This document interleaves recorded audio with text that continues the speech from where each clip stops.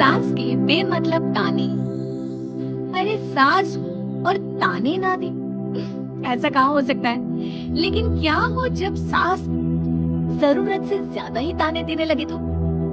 सुन बहू, आज घर में कुछ खास मेहमान आने वाले हैं, तो लंच पर ये सब बना देना।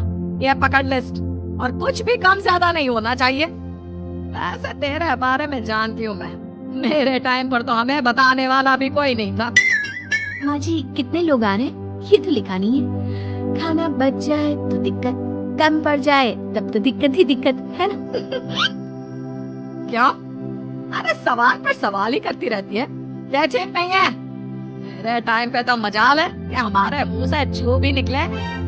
वो क्या है ना माँ जी, मैं खाना उसी हिसाब से बनाने का सोच रही हूँ। कहीं खाना कम ज्यादा बन गया तो आप तो मुझे पाताल में ही डाल देंगी ना। मेरे टाइम पे तो हम इतना बोलना क्या सोच भी नहीं सकते थे कि सास को कैसे ताने दे। अरे अरे रे माँ जी, कहाँ ताने दे रही हूँ? पर माँ जी, इतना सारा खाना मैं अकेले कैसे बनाऊंगी? कोई हेल्प, कोई हेल्प। कितनी बड़ी बात बोल गई बहू। कोई हेल्प ना जी ना, वो भी सास। सास तो सिर्फ ताने देती है, ताने। हेल्प? हमारे टाइम में सास को ये शब्द बोल दो तो भूचाल आ जाता था। बाकी मैं तो अपने सास की लाडली बन गई थी, और तुम तो बहू की बहू ही रहेगी। क्यों नहीं बना पाएगी? अरे अभी तो बनाना शुरू किया नहीं और पहले ही सोच लिया नहीं बना पाऊंगी। आजकल की तुम जैसी बहुओं के ये बहाने होते हैं कि कैसे नहीं बन पाएगा। अरे मैंने भी अपने टाइम पे बनाया था, अरे बल्कि इससे भी ज्यादा खाना बनाया था। तो तुझसे क्यों नहीं होगा? हैं? सब होगा जा। हाँ जी, मैं बना दूंगी। मैं बस इतना बोल रही हूँ कि अगर आप थोड़ी मेरी मदद कर देती तो। अरे शर्म नहीं आती तुम्हें अपनी सास से मदद मांगते हुए? हमने अपने टाइम पर कभी अपनी सास से ऐसा नहीं बोला। सच में आजकल की लड़कियां तो बहुत ही छुई हुई सी होती हैं। जरा सा काम देखा नहीं कि बस पहले मदद मांगने दौड़ने लगती है। अरे अब ये सब बहाने नहीं चलेंगे। जा जाकर खाना बना। हमारे टाइम पर हम ये करते थे, हमारे टाइम पर हम वो करते थे। हाय रे ताने। दशा। अरे बहू कहाँ चले गए? मुझे ये सामान पकड़ा जरा। हमें टाइम पर मजाल है कि हम सास के साथ खड़े ना हो। अरे रे, क्या करूं? बस कोमल तैयार हो जा ताने खाने के लिए। काश इस औरत के समय में मैं होती तो देखती ये क्या क्या करती थी अपने टाइम पर। माँ जी यही हूँ, बस चिंटू को पढ़ाना था। अरे हमने भी बच्चे पढ़ाए हैं हमारे टाइम पर, चिंटू को बाद में पढ़ाना। क्या पहले वो कर चुका है? बहू बेचारी क्या करती, बच्चे को छोड़कर लग जाती है सास के साथ। हमारे टाइम पर ना घर में सास बोली जा रही थी और बहू सुनी जा रही थी। अगले दिन क्या हो गया चिंटू, क्यों रो रहा है? मैं कल कितना कहा था आपसे कि पढ़ा दो, लेकिन आपको तो मेरी पढ़ाई की कोई वैल्यू ही नहीं है। देखिए कितने कम नंबर आए। कोई बात नहीं बेटा, फेल तो नहीं है ना। वाह बहू वाह, मेरे टाइम पर तो हमारे बच्चे के कम नंबर फेल ही कहलाते थे। आप ही का काम कर। हमारे टाइम पर तो सास की इस बात आपका पारा हाई जाता है। वो सोच लेती है कि आप तो अपने पति से बात करती ही रहे। आगे हाँ जी, सारी सफाई मेरी कमर मिल रही है, मैं जरा सोने जा रही हूँ। सोना? अरे हमारे टाइम पर तो हम ये जानते भी नहीं थे कि आराम क्या होता है। पागल हो गई है क्या? रखा भी देख, सोने में देख मुझे कितनी ये धूल दिख रही है, और वो बिस्तर के नीचे तो देख कितना काला पड़ा है। के पीछे खिड़की पर देख जाले लगे हुए हैं, वो कौन साफ करेगा? ऐसे सफाई है क्या? जा फिर से कर। मैं तो घर में एक दिन का गंदगी नहीं आने देती थी, लेकिन जब से तू आई है घर की हालत ही खस्ता कर दिया। अम्मा तो तू कहाँ गई? तू भी तो यही है। बस माँ मैंने कभी तुझे सफाई करते नहीं देखा। जब से ये आई है न जाने आप पे कौन सा सफाई का कीड़ा चला गया है। हाय रे, हमारे टाइम पर तो पति कभी बीवी की तरफ से बोल दे तो समझो घर का बंटवारा, पर यह घर तो मेरे ही नाम से है। तो बेटा निकल ले बीवी को लेकर। हमारे टाइम पर तो। अरे कैसी बात कर रही हो माँ, मैं तो बस मजाक कर रहा था। इतनी कम सैलरी में मैं कहाँ अलग रह सकता हूँ। माँ जी प्लीज, मैंने अभी पूरा घर साफ किया है और इन जालों को झाड़ूंगी तो फिर से पूरी गंदगी हो जाएगी, फिर से सारे घर के झाड़ू। ना माँ जी ना। हमारे टाइम पर तो मैं दिन में 10 बार झाड़ू लगाती थी, हमने नहीं किया है क्या? मायके से कोई तो संस्कार लेकर आई होगी ना तू बहू, क्या कुछ भी नहीं। तभी पति आ जाता है। बहू पति की तरफ देखती है कि शायद वो उसे उसकी माँ के प्रकोप से बचा सके, लेकिन नहीं, उल्टा उस दिन की माँ की डांट के बाद से तो पति के तेवर ही बदल जाते हैं। देखो माँ जो करती है तो करती रहो, माँ बड़ी है, जो कहती है सही तो कहती है। बस पति का ये कहना और बहू का पारा 7वें आसमान में। इनके भरोसे मैं सब सह रही थी, लेकिन आज तो इन्होंने मेरा ही साथ चुक दिया माँ के लिए। अब तो इन लोगों को सबक सिखाना ही होगा। फिर बहू ये कौन है और तुम्हारे साथ क्या कर रहा है? ये हाथ, अरे हाथ छोड़ मेरी बहू का। कौन हो तुम? माँ जी कोई नहीं, माँ जी माफ कर दीजिए। बहू घबराने का नाटक करती है। क्यों डर रही हो तुम? मैं हूं ना तुम्हारे साथ। आंटी जी, मैं इसका बॉयफ्रेंड हूँ और मैं इससे मिलना आया हूँ। कोई समस्या? बोलिए। बोलेंगी क्या? यही कि इनके टाइम पर तब इन्होंने न जाने कितने ही बॉयफ्रेंड बना बना कर छोड़ दिए। क्यों माँ जी? यही कहने जा रही थी ना। अब क्या था? सास की बोलती बात कैसे कहेगी उनके टाइम पर। बहू ये सब ठीक नहीं है। मेरे टाइम पर। आंटी जी क्या आपके टाइम पर क्या? जरा मुझे भी बताइए ना। अरे हमारे टाइम पर बॉयफ्रेंड कुछ नहीं होता था। सास की आंखों की शर्म होती थी। अरे पति के अलावा किसी और से बात भी नहीं करते थे हम लोग। ये क्या चल रहा है बहू? चल क्या रहा है आंटी? ये तो परेशान है आपके घर में आकर। आप हर बात पर इसे सुनाती रहती है, ताने बाने। अब इससे बर्दाश्त नहीं होते तो मैंने सोचा क्यों ना मैं इसे अपने ही घर ले जाऊं, कम से कम आराम से तो रहेगी।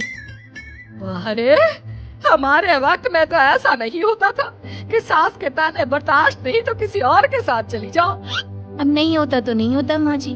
मैं भी तो कल को अपनी बहू को कुछ अपने वक्त की सुनाऊंगी ना कि सास के ताने समझ में नहीं आ रहे थे अपने वक्त में, मैं अपने बॉयफ्रेंड के साथ चली गई। वाह, फिर तुम्हारी बहू को समझ में आएगा कि तुम कितनी मॉडर्न थी अपने वक्त में। अरे चुप, बिल्कुल चुप। क्या बकवास कर रहे हो तुम दोनों? क्या करे, पति को तो अपने घर की लालच दे रखी है, वो तो मेरे लिए बोलते नहीं। तो किसी के पास तो मैं रहूँ ना शांति से। तभी पति आ जाता है। नहीं नहीं, दूसरा घर तो मैं ले सकता हूँ लेकिन दूसरी बीवी नहीं। पापो कितने ताने सहेगी? चलो अभी और रहेंगे। अरे नहीं नहीं, हमारे जमाने में फिर जी मतलब मैं कैसे रहूंगी तुम लोगों के बिना? ओह मुझे माफ कर दे। ओके, कर दिया माफ। मैं इसकी मौसी का बेटा हूँ, मिलने आया था। अच्छा दीदी, बाय। समधी की शादी। इस कहानी की हीरोइन गंगा है, जो अपनी समधन की मौत के बाद अपने समधी के अकेलेपन को समझते हुए समधी की दूसरी शादी करवाती है, लेकिन उसकी बहू इस बात से बिल्कुल खुश नहीं होती। मुझे लगता है आपको शादी कर ही लेनी चाहिए। आपकी इस उम्र में ख्याल रखने वाला भी तो कोई होना चाहिए ना। वैसे भी आपकी इकलौती बेटी थी, वो भी हम ले गए। इस उम्र में शादी, लोग क्या सोचेंगे? कैसे कैसे बातें बनाएंगे? जिस उम्र में इसे अपने पोते पोते को गोद में खिलाना चाहिए, उस उम्र में ये शादी कर रहा है। उसे नबिया क्या सोचेगी मेरे बारे में कि माँ को गए हुए 1 साल भी नहीं हुआ और पापा ने दूसरी शादी कर। मुझे नहीं लगता इस शादी से नबिया को कोई परेशानी होगी, उल्टा उसे खुशी मिलेगी कि उसकी गैर मौजूदगी में उसके पिता का कोई ख्याल रखने वाला है। क्यों नबिया, सच कहा ना? मम्मी जी आप सही बोल रही हैं। ये बोलकर कौन में चली जाती है। लीजिए, अब तो आपकी बेटी ने भी हाँ बोल दिया। वही लोगों की बात, तो लोग तो कभी किसी की खुशी देखकर खुश हो ही नहीं सकते। अगर आप लोग खुश रहेंगे तब भी वे बातें बनाएंगे, और अगर आप दुखी भी रहेंगे तब भी बातें बनाएंगे। इसलिए अच्छा यही होगा समधी जी कि आप उनके बारे में सोचना छोड़ ही दीजिए। समधी को सास की बात सही है। हम भी सोच लेते हैं कि एक बच्ची जिंदगी के लिए कोई हम सफर बनाए। जब मेरी प्यारी बिटिया नव्या और उसके ससुराल वालों को मेरी इस उम्र में दूसरी शादी से कोई दिक्कत नहीं, तो परेशानी कुछ है ही नहीं। ऐसे ही सास समधी की दूसरी शादी करवाती है और फिर समधी के घर आ जाती है बहू की नई माँ। कुछ दिनों के बाद बहू अपने मायके अपने पापा और नई माँ से मिलने आती है। मेरा बच्चा कितने दिनों बाद मुझसे मिलने आई है। इधर बैठ, मैं तेरे लिए कुछ अच्छा सा बना कर लाता हूँ। फेवरेट पास्ता खाएगी ना? पापा आप क्यों? वो कहाँ है? मुझसे बोल दीजिए। आप मेरे ही पास बैठकर बातें कीजिए ना। उन्हें क्यों लेकर आए? कोई चैरिटी थोड़ी ना कर रहे हैं। इस उम्र में घर में है और क्या चाहिए। तभी नई माँ घर में आती है। बेटी की बात सुन रही होती है और सुनकर बहुत दुखी हो जाती है।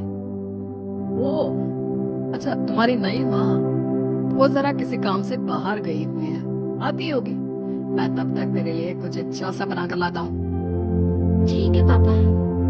लगता है नई माँ के पैर बाहर ही रहते हैं, और आपको ही बनाकर खिलाना था तो क्या करें, छोड़िए।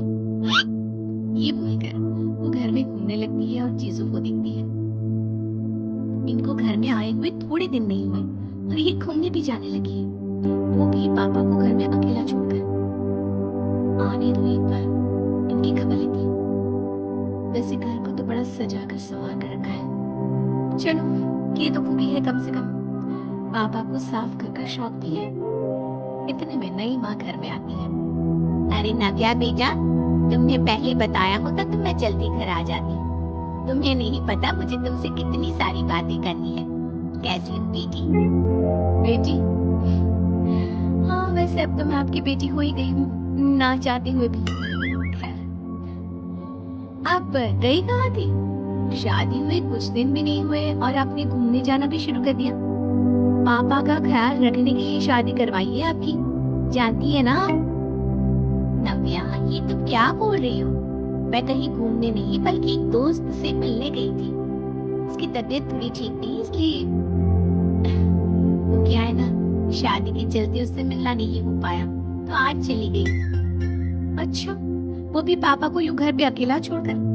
आपके लिए आपका ये परिवार ज्यादा जरूरी है या आपके दोस्त? देखिए, ये ठीक नहीं है। इतने में पिता आ जाते हैं। अच्छा, तुम आ गए। आओ, चलो तीनों मिलकर बैठ के खूब सारी बातें करते हैं। माँ कुछ नहीं कहती, चुपचाप अंदर चली जाती है। ऐसे ही बहू जब भी अपने मायके आती, अपनी नई माँ से ऐसे ही बात करती। नई माँ बहू के इस बर्ताव से परेशान होकर उसकी सास को बताती है। देखिए, माना वो बेटी है, लेकिन मैंने भी शादी की। वो बेटी कम, सास सा व्यवहार ज्यादा करती है। अब छोटी है तो कुछ कहना ठीक नहीं लगता। बाकी शादी का रिश्ता लेकर तो आप आई थी, इसलिए आपको बता रही। मैं शादी करके बहुत पछता रही हूँ। अरे परेशान ना हो, मैं बहू से बात करती हूँ। तभी थोड़ी ही देर में बहू ससुराल आ जाती है। बहू कहाँ थी अब तक? तुम्हें पता है क्या टाइम हो रहा है? माँ जी, मैं अपनी सहेली से मिलने गई थी। माँ जी, अभी तो 7 बज रहे हैं। अरे इतना लेट कोई घर आने का टाइम है? आज के बाद 6 बजे के बाद तुम घर आई तो तुम्हें घर में एंट्री नहीं मिलेगी। सास बहू के साथ बिल्कुल वैसा ही व्यवहार करती है जैसा वो अपनी नई माँ के साथ कर रही होती है। न जाने माँ जी को क्या हो गया है। मैं कितनी खुश थी कि मायके जैसा ससुराल मिला है। सासू माँ इतनी अच्छी थी। फिर अगले रोज, अहो, मेरे बेटे को पौष्टिक खाना दिया कर। क्या ये पास्ता पिज्जा बनाती रहती है? इसलिए शादी नहीं करवाई थी मैंने अपने बेटे की। ठीक है माँ, मैं बना दिया करूँगी ऐसा खाना। लेकिन माँ जी, अब हुआ क्या है? पहले तो कभी आपने ऐसा नहीं किया, ये अचानक से मुझसे कोई गलती हो गई है क्या माँ? क्यों? ऐसे नहीं बोल सकती। समझ ले, ये तेरी सास का हुक्म है। ऐसे ही सास को अपनी सास वाले तेवर दिखाकर कभी डांटती, ताने मारती पर बहू बेचारी बिल्कुल समझ नहीं पाती। एक दिन बहू ये क्या, ये फिजूल खर्चा करती रहती है। परसों ही तुमने अपने लिए एक साड़ी ली थी और आज फिर से। तुम्हें क्या लगता है पैसे क्या पेड़ पर होते हैं कि जब मन करा तोड़कर सामान ले लिया करा है? माँ जी बहुत अच्छी लगी थी, ले आई। अच्छी लगी तो ले आई। यहाँ मेरा बेटा अपना खून पसीना एक करके पैसा कमा रहा है और तुम उसी पैसे को बर्बाद करने में कोई कसर नहीं छोड़ा। माँ जी आप मुझे ऐसा क्यों बोल रही है? मैं आज के बाद कभी शॉपिंग पर नहीं जाऊंगी, लेकिन प्लीज आप मुझसे ऐसा बर्ताव मत कीजिए। इससे पहले कभी आपने मुझे छोटी छोटी चीजों के लिए नहीं डांटा, ये अचानक ऐसा क्यों? मुझे बिल्कुल अच्छा नहीं लग रहा। देख बहू, मैंने तेरे साथ जब टिपिकल सास जैसा बर्ताव किया तो तुझे इतना बुरा लगा। सोच, तेरी नई माँ को कैसा लगता होगा जब तू उनके साथ हमेशा ऐसा बर्ताव करती है। माँ जी आपने इतना सब कुछ बस इसलिए किया। आप मुझसे नाराज नहीं हो, गुस्सा नहीं हो? नहीं बहू, मैं तुझसे गुस्सा क्यों हूँ? मैं तो तुझे बस इतना समझाना चाहती हूँ कि अपनी नई माँ से सास जैसा बर्ताव करना बंद कर। उनको बिल्कुल अच्छा नहीं लगता। वो तेरे पास आना चाहती है, तुझे समझना चाहती है, वो सच में तेरी माँ बनना चाहती है। उनके साथ सास जैसा बर्ताव बंद कर और एक अच्छी बेटी बन। अब बहू को सास की बात समझ में आती है और बहू जैसा बर्ताव